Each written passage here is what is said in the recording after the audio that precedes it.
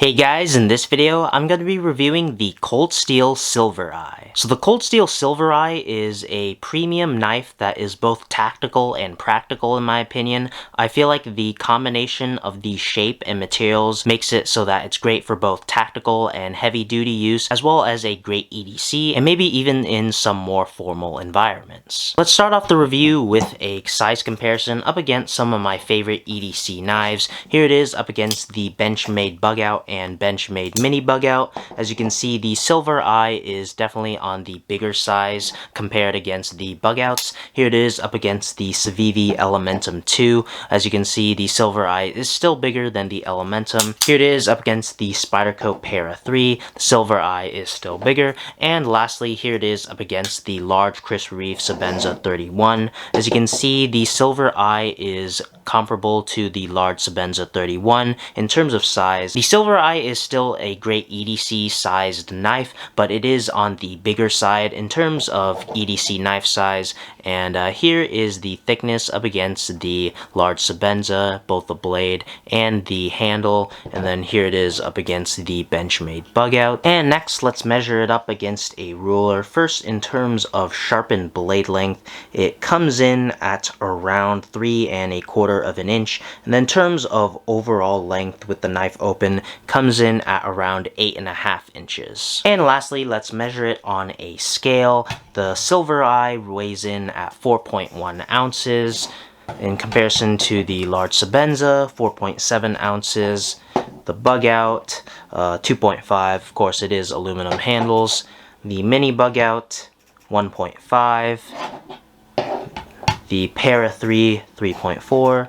And the Elementum 2, 3.1. So the Silver Eye features a drop point blade made out of S35VN steel. The blade is medium in terms of thickness. It's not too overbuilt, nor is it too thin. S35VN is a great balanced powdered steel that has great marks in toughness, edge retention, and stainlessness. And in classic Cold Steel fashion, it comes razor sharp right out of the box. And one of the eye-catching features of the Silver Eye is its thumb hole / thumb stud. It's like a combination of the Kershaw Blur's stepped thumb stud as well as the Spyderco Spider hole. It's a hole which means that it's completely ambidextrous, and it does have a surrounding thumb ramp, which means when you're opening the knife with your thumb from the front like normally, it's at the perfect angle for your thumb when opening it up. And I can really only explain it so much with words. You really have to feel it in hand, whether it be the Silver Eye or the Kershaw Blur, to feel that the angled thumb ramp really improves the feel when opening it like a traditional thumb stud. And of course, and as I said, it is ambidextrous,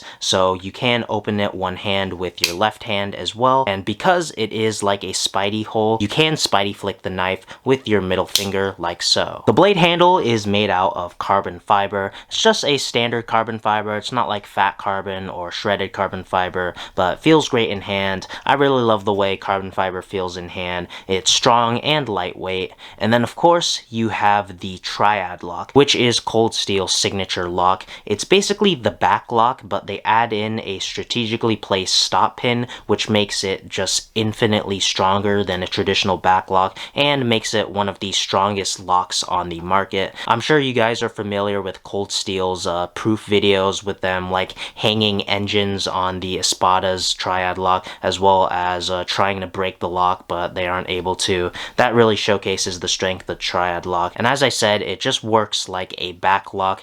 You can close it two-hand, press against the Triad lock, and then close the blade like so. Or you could kind of close it like a Spyderco knife with a back lock. You press down, let the blade close, and then push it. But I do not 100% recommend it because there is no easy stopping point for the blade. You'd think that putting your finger right here would save it, but your finger gets really close to the blade right there, so be careful if you want to close it like a Spyderco with a back lock. It does come with a reversible pocket clip. Unfortunately, it is not deep carry, but I do like that it is reversible.